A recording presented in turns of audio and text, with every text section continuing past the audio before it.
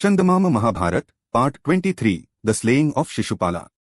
In Dwarka, Krishna entrusted all affairs of the state to Vasudeva and departed on his chariot for Indraprastha, carrying various goods, gems, wealth, and grains necessary for the Rajsuya sacrifice that Yudhishthir was about to perform. Yudhishthir said to Krishna, "Your assistance is indispensable for performing the Rajsuya. Therefore, grant me permission to conduct this sacrifice, or initiate yourself and perform this sacrifice." Krishna replied, "Yudhishthir, you alone are worthy of sustaining the empire. Therefore, perform the sacrifice yourself. I shall execute all the tasks you command me to do."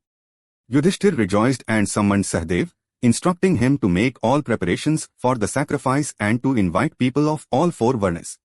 He then called Nakula and instructed him to bring Bhishma, Dhritarashtra, and Vidura, as well as Drona, Kripa, Ashwathama, and Duryodhan along with his brothers from Hastinapura. Sahadev made all arrangements magnificently. Nakula brought the prominent Kauravas from Hastinapura. Yudhishthir apprised them of the undertaking he had resolved upon and appointed Kripacharya to oversee charity and donations, Dushasana to supervise food arrangements, Ashwathama to honor the Brahmins, Sanjay to honor the kings, Duryodhan to safeguard the gifts brought by the visitors, and Bhishma and Drona to oversee and ensure that all works proceeded systematically, and then undertook the sacrificial vows himself. All the visitors arrived with the desire to witness the Rajsuya sacrifice and to see the Maya assembly hall. The kings brought endless gifts. Throughout the sacrifice, all the guests were continuously fed without any break. The sacrifice was concluded with grand magnificence. Then Bhishma said to Yudhishthir, "A Vedic graduate, a sacrificial priest, a spiritual preceptor, a dear person, a king, and one who has controlled his senses, these six are described as worthy of worship. Discerning the greatest among such individuals, you must worship him now." Yudhishthir said to Bhishma, "If you would decide and tell me who such a person is, I shall offer the first respectful water offering to him." Bhishma reflected and said, "Who else but Krishna is worthy of the foremost worship in this assembly? Therefore, offer the first respectful water offering to him alone." Yudhishthir, diplomatically obeying the command of Bhishma, summoned Sahadev and commanded him to offer the first respectful water offering to Krishna. When Sahadev presented that water offering, Krishna accepted it with pleasure. Shishupala did not assent to this and, censuring Krishna, spoke to Yudhishthir, "Yudhishthir, when so many kings and exalted souls are present, how did you offer the first respectful water offering to Krishna, a Yadava? Is he an elder?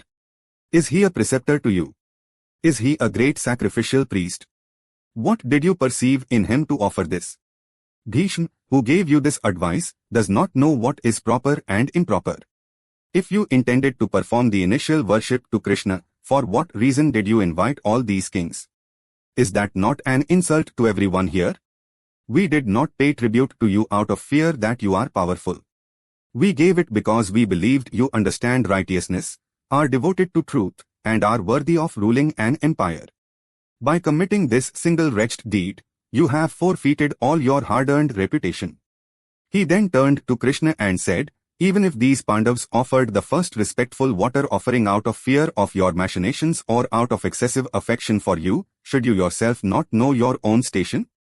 This honor is meaningless for one who is not a king. The humiliation from this falls on you alone, and not on the members of this assembly." After learning the righteous intellect of Yudhishthir, the wisdom of Bhishma, and your own indiscretion, one must not remain in this assembly. Saying this, he prepared to leave along with his retinue. Yudhishthir ran behind him and endeavored to appease Shishupala with peaceful words, saying, "Shishupala, halt. Do not depart. It is unjust for you to speak in this manner. One must not insult an elder like Bhishma. He knows the truth about Krishna far better than you do.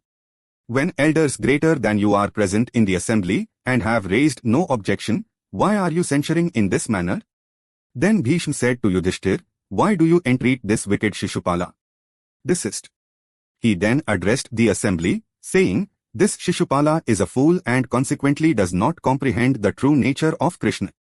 Let him do whatever he wishes if he does not accept the first respectful water offering we have given to Krishna."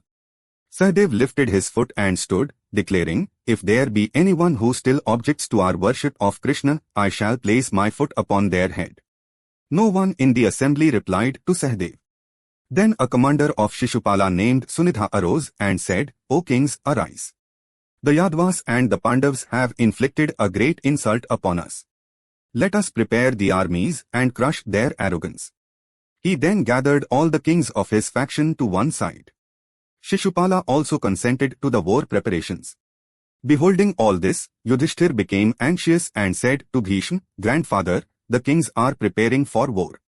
We must find an expedient to prevent any impediment to the sacrifice and to ensure no harm befalls the people."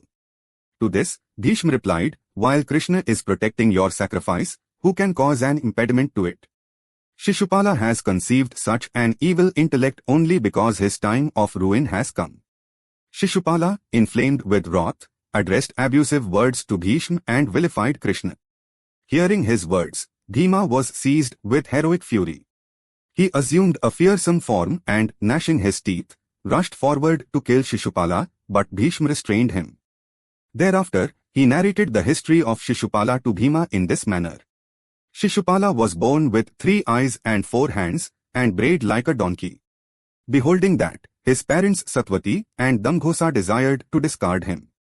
At that moment, a celestial incorporeal voice said, "Do not discard this child. He will become a man of great prowess. There is no death for him at present. The one destined to kill him has already been born elsewhere and is growing up." Then Satvati, moved by maternal affection, inquired of the incorporeal voice, "Tell me who his slayer is." The incorporeal voice responded, "When someone lifts him up and his additional eye and additional hands disappear, his death shall occur at the hands of that person alone." From that time onward, Satvati gave her strange son to every visitor who came to see him, requesting them to lift him. Matters being so, one day Balram and Krishna arrived in the city of Chedi, conversed with Damghosa for some time, and visited Satvati in the inner apartments. She asked after their welfare and placed her son first in the hands of Balram. Afterwards, she took the child from Balram and gave him to Krishna. The moment Krishna lifted him, the 3rd eye and the 2 additional hands of the child vanished. Realizing that her son would die at the hands of Krishna, Satvati was filled with grief and entreated Krishna, saying, "Forgive the offences he commits."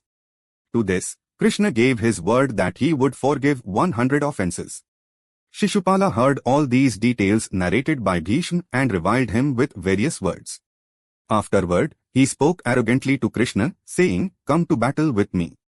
Until I slay you, the pride of this Bhishma will not be subdued. After slaying you, I shall deal with these Pandavas. Since they worshipped you, they too deserve to be slain." Hearing everything, Krishna addressed the assembled kings, saying, "Listen all of you. Despite being the son of my paternal aunt, this Shishupala has caused numerous harms to our Yadavas without any justification. While we had marched against Pragajotishapura, this man came upon our Dwarka, set fire to our city, and departed. When we were roaming on Mount Raivataka, he came there, slew some among us, and abducted some women. When my father Vasudev performed the horse sacrifice, he stole the sacrificial horse. He abducted the wife of Babruvahan. He desired to marry Rukmini, but his machinations did not succeed. The atrocities committed by him are numerous. By virtue of the word I gave to my paternal aunt, I tolerated everything and remained quiet." Shishupala laughed derisively and said, "Krishna, are you not ashamed to speak in this assembly about marrying the one whom I had chosen? You claim that I am alive by your mercy. I have no fear when I look at you. Do whatever you are capable of doing." Immediately, Krishna took his Sudarshana discus in his hand and hurled it at Shishupala. It severed the head of Shishupala. Shishupala collapsed. All the members of the assembly were astonished to behold a radiant effulgence emerge from him and merge into Krishna. Yudhishthir gave orders to perform the funeral rites for the mortal remains of Shishupala and installed Shishupala's son on the throne. The Rajsuya sacrifice was successfully concluded.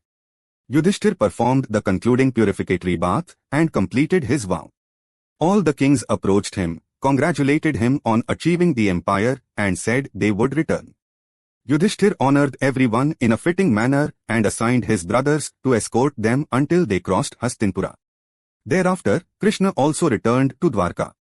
Duryodhan alone remained behind along with Shakuni, owing to his desire to see the Maya assembly hall. One day, Vyas arrived at the assembly of Yudhishthir. Then Yudhishthir expressed the doubt that was troubling him to him in this manner: Shishupala was slain while the Rajsuya sacrifice was in progress. Was that not an evil omen? Vyas replied, "This is indeed an evil omen. Its consequence will manifest only after 13 years. At that time, the destruction of the warrior order will take place." Hearing these words, Yudhishthir was dejected. Arjuna offered him encouragement. Duryodhan, who had remained behind to view the Maya assembly hall, was humiliated. Mistaking a place without water to be filled with water, he gathered up his garments. Mistaking a place with water to be dry land, he walked into it and got his clothes wet. Beholding this, Bhima, Arjuna, Nakula, Sahadev, Draupadi, and the attendants laughed. Learning of this, Yudhishthir had fine clothes brought for Duryodhan to ensure his mind was not aggrieved. However, further humiliations befell Duryodhan. Failing to recognize where a door existed, he attempted to enter where there was no door. His forehead swelled from the impact. Where the ground was level, it appeared elevated to him, and as he attempted to step up, he fell down. The Maya assembly hall he had come to admire became a source of torment to his mind. He began to consume himself with jealousy. Yudhishthir had attained the empire. He had acquired the extraordinary Maya assembly hall. The more he brooded over these matters, the distress of Duryodhan intensified and began to consume him. He told Yudhishthir that he would return, departed for Hastinapura, and went away. Chandamama Mahabharata, Part 23 complete. For now, Swasti.